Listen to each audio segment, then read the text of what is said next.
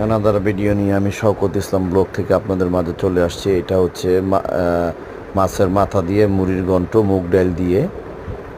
এটা হচ্ছে, এটা আপনাদেরকে যেটা দেখাচ্ছে। আর এটা হচ্ছে খাসির গোস্ত, বড় বড় রসুন দিয়ে খাসির মশলা দিয়ে পাকানো হয়েছে। হ্যাঁ, আর এটা হচ্ছে রোস্ট, এগুলি রোস্ট। আর বাকিগুলি হচ্ছে খুলনা বাগেরহাট থেকে আনা গলদা চিংড়ি আর টাইগার চিংড়ি। আর এটা হচ্ছে গরুর গোস্ত আলু দিয়ে রান্না করা, মানে। আর এটা হচ্ছে আপনার শুটকি, পাতা শুটকি বলে, তেলে দিয়ে রান্না করা হচ্ছে। আর এটা হচ্ছে পোলাও।